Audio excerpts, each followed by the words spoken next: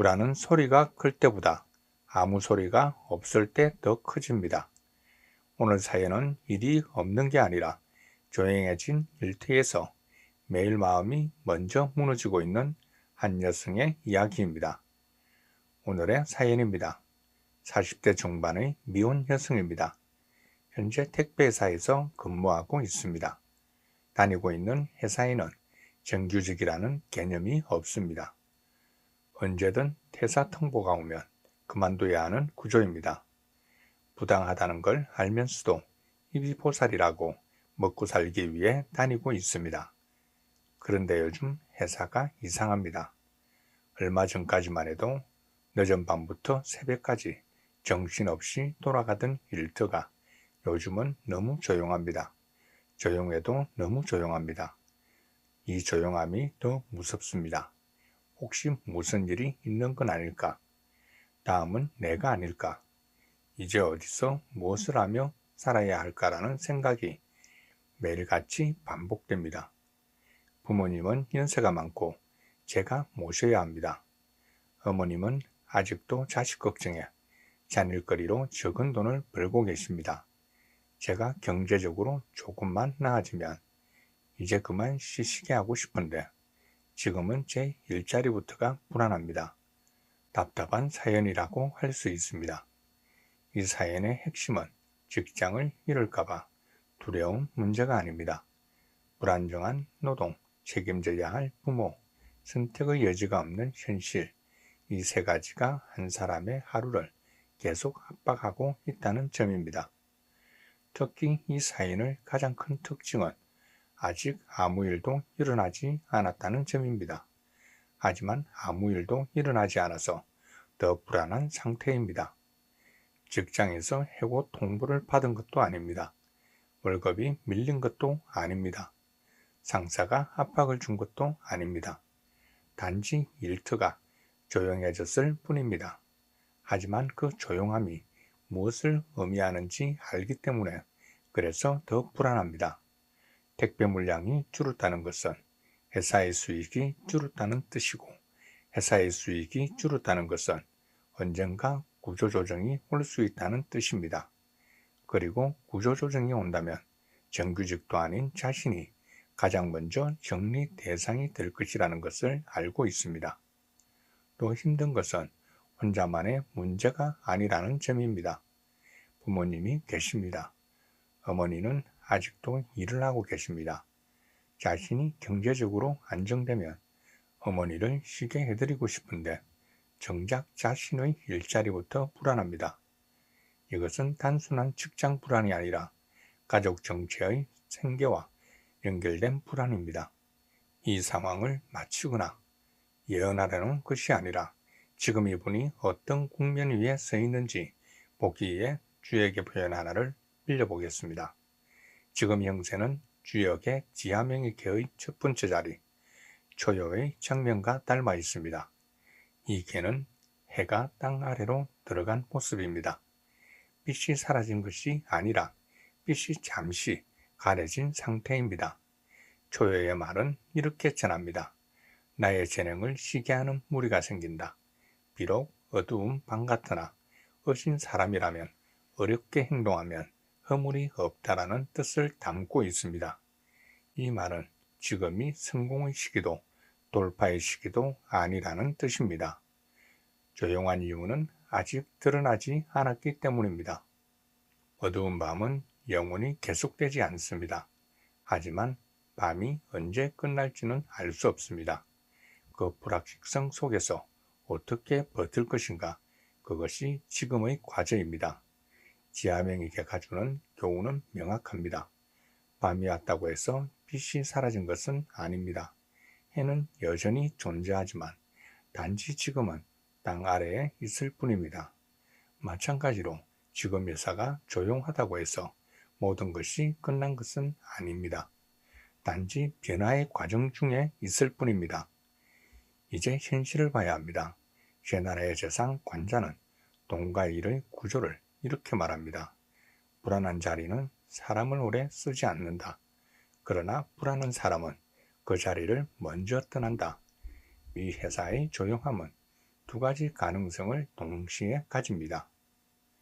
구조조정의 전조일 수도 있고 내부 정리 과정일 수도 있습니다. 하지만 중요한 건 이것입니다. 지금 당장 움직이지 않아도 되는 상황이라는 점입니다. 손자병법에서는 이럴 때 이렇게 말합니다. 저기 조용할 때는 먼저 움직이지 말고 형세를 살펴라고 했습니다. 지금 뛰쳐나갈 때가 아니라 정보를 모으고 버틸 때입니다. 택배 업계는 계절적 변동이 큽니다. 명절 전후 연말 연시에는 물량이 풍족하고 평상시에는 줄어듭니다. 지금의 조용함이 구조적 위기인지 아니면 일시적 한산함인지를 구분해야 합니다. 또한 회사 전체가 조용한 것인지 아니면 특정 부서나 특정 시간대에만 조용한 것인지도 살펴봐야 합니다. 만약 회사 전체가 조용하다면 그것은 업계 전체의 문제일 수도 있고 특정 부분만 조용하다면 내부 재편일 수도 있습니다. 불안할 때 가장 위험한 것은 성급한 결정입니다. 불안하면 어떻게든 빨리 벗어나고 싶어집니다. 하지만 그렇게 급하게 내린 결정이 오히려 더 나쁜 상황을 만들 수 있습니다. 지금 이 일자리가 불안하다고 해서 당장 그만두고 다른 곳을 찾는다면 그 다른 곳이 더 나을 보장이 없습니다. 40대 중반의 여성이 새로운 일자리를 구하는 것은 쉬운 일이 아닙니다. 그렇다고 아무것도 하지 말라는 뜻은 아닙니다. 지금 자리를 지키면서 동시에 다음을 준비하는 것입니다.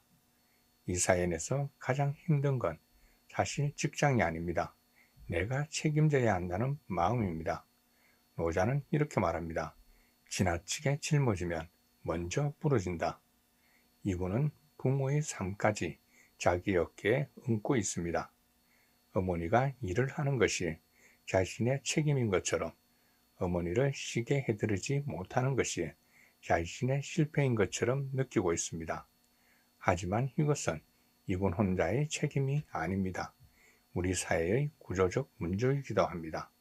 40대 중반의 딸이 70대 어머니의 생계를 책임져야 하는 상황 자체가 정상적인 것은 아닙니다. 장자는 이런 말을 했습니다. 아직 일어나지 않은 일로 오늘을 태우지 마라. 지금 이분은 일어나지 않은 미래를 오늘에서 계속 재생하고 있습니다. 그래서 더 지칩니다. 회사가 조용하다고 해서 내일 당장 해고 통보가 올 것이라는 보장은 없습니다. 하지만 마음속에는 이미 해고당한 상황을 반복해서 상상하고 있습니다. 그 상상 속에서 부모님을 모시지 못하는 자신을, 생활비를 마련하지 못하는 자신을, 어머니가 더 힘든 일을 하시는 모습을 계속 그리고 있습니다. 이것은 단순한 걱정이 아니라 정신적 자해입니다. 아직 일어나지 않은 일로 오늘의 에너지를 소진하고 있는 것입니다. 물론 미래를 대비하는 것은 필요합니다. 하지만 미래를 대비하는 것과 미래의 불행을 미리 경험하는 것은 다릅니다. 앞의 흐름을 종합하면 지금의 처세는 분명합니다. 지금은 밀어붙일 때가 아닙니다. 모든 걸 정리하고 나갈 때도 아닙니다. 조용히 준비할 때입니다. 주역의 지하명이 초요가 말하는 처세는 이것입니다. 빛은 사라진 것이 아니라 잠시 숨는다. 지금 가져야 할 기준은 세 가지로 정리하면 이렇습니다. 첫째는 관계에 대해서는 이렇게 생각하십시오. 책임은 나눌 수 있습니다. 부모님을 모시는 것이 자신의 책임인 것은 맞지만 그것이 혼자만의 책임일 필요는 없습니다. 형제자매가 있다면 함께 의논하십시오. 없다면 사회적 지원을 알아보십시오. 어머니가 일을 하시는 것이 자신의 실패라고 생각하지 마십시오. 어머니는 어머니의 삶을 사시는 것이고 당신은 당신의 삶을 사는 것입니다. 둘째는 돈에 대해서는 이렇게 생각하십시오. 오늘의 소득보다 구조를 먼저 봅니다. 지금 당신의 월급이 중요한 것이 아니라 이 일이 앞으로도 지속 가능한지가 더 중요합니다. 만약 이 일이 멀지 않아 끝날 것이라면 지금부터 다음을 준비해야 합니다. 하지만 그 준비는 조급하게 하는 것이 아니라 차근차근 하는 것입니다. 셋째는 행동에 대해서 이렇게 생각하십시오. 불안 때문에 먼저 움직이지 않습니다. 지금은 새로운 직장을 급하게 찾을 때도 아니고 지금 자리를 스스로 포기할 때도 아닙니다. 밤을 건너는 태도는 지키는 시기입니다. 구체적으로 어떻게 해야 할까요? 우선 회사의 상황을 정확히 파악하십시오. 조용함의 이유가 무엇인지 알아보십시오. 물량이 일시적으로 줄어든 것인지, 회사의 구조적 문제인지, 아니면 업계 전체의 불황인지, 동료들과 대화하고 관리자의 분위기를 살피고 회사의 움직임을 관찰하십시오. 둘째는 지출을 점검하십시오. 지금 당장 수입이 줄어든 것은 아니지만 혹시 모를 상황에 대비해 지출을 줄이십시오. 비상금을 만들고 불필요한 지출을 줄이십시오. 셋째는 다음 자리를 미리 알아보십시오. 당장 옮기려는 것이 아니라 만약의 경우를 대비하는 것입니다. 어떤 일자리가 있는지, 자신이 할 수 있는 일이 무엇인지, 필요한 자격증이나 교육이 있는지 알아보십시오. 넷째는 정부 지원 제도를 확인하십시오. 실업급여, 재취업 지원, 직업훈련 등의 제도가 있습니다. 지금 당장 필요하지 않더라도 어떤 제도가 있는지 알아두면 나중에 도움이 됩니다. 다섯째는 부모님과 솔직하게 대화하십시오. 현재 상황을 숨기지 말고 공유하십시오. 부담을 줄이는 것이 아니라 함께 준비하자는 것입니다. 어머니가 일을 계속하시는 것에 대해 미안해하지 마십시오. 대신 어머니의 건강을 챙기고 함께 전략하는 방법을 찾으십시오. 여섯 번째는 자신을 돌보십시오. 불안과 스트레스가 심하면 몸이 먼저 무너집니다. 충분히 자고 제대로 먹고 가능하면 운동하십시오. 건강을 잃으면 일도 할 수 없습니다. 이 모든 것의 바탕에는 마음가짐이 있습니다. 지금 이분에게 필요한 마음가짐은 이것입니다. 나는 지금 위기 속에 있지만 아직 무너지지 않았다. 회사가 조용하다고 해서 당장 해고되는 것은 아닙니다. 일자리가 불안하다고 해서 내일 당장 실업자가 되는 것은 아닙니다. 지금은 불확실한 상황입니다. 하지만 불확실하다는 것은 나쁜 일만 일어날 수 있다는 뜻이 아닙니다. 좋은 일도 일어날 수 있다는 뜻입니다. 물량이 다시 늘어날 수도 있습니다. 회사가 새로운 사업을 시작할 수도 있습니다. 더 좋은 기회가 올 수도 있습니다. 물론 나쁜 일이 일어날 가능성도 있습니다.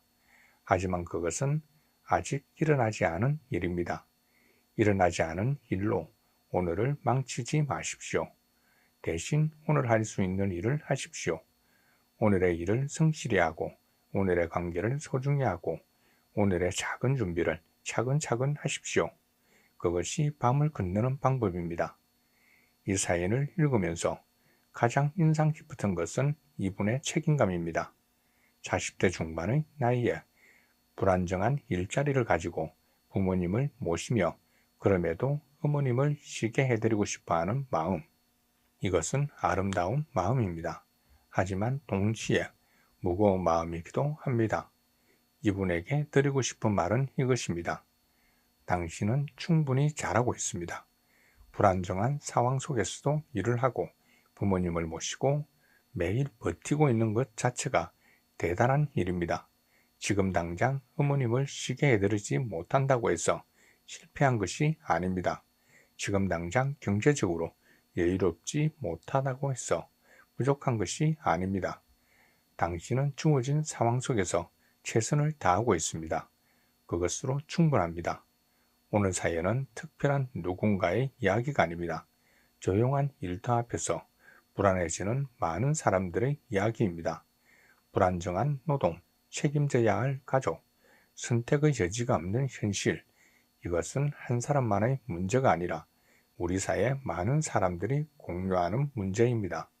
하지만 이 불안 속에서도 사람들은 버티고 있습니다. 오늘도 일터에 나가고 가족들을 돌보고 내일을 준비합니다. 그 버팀이 헛되지 않기를 그 노력이 결실을 맺기를 바랍니다. 오늘 기억할 한 문장입니다. 빛은 꺼진 것이 아니라 잠시 휘었을 뿐이다. 지금이 어둡다고 해서 영원히 어두운 것은 아닙니다. 밤은 반드시 끝나고 아침은 반드시 옵니다. 지금 필요한 것은 조급함이 아니라 인내입니다. 성급한 결정이 아니라 차분한 준비입니다. 회사가 조용하다고 해서 먼저 뛰쳐나가지 마십시오. 대신 그 조용함의 의미를 파악하고 다음을 준비하십시오. 불안하다고 해서 오늘을 포기하지 마십시오. 대신 오늘 할 수 있는 작은 일들을 성실히 하십시오.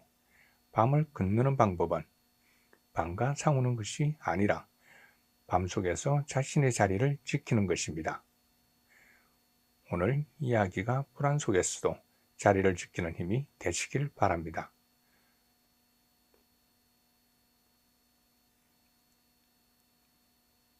데모니 코드였습니다.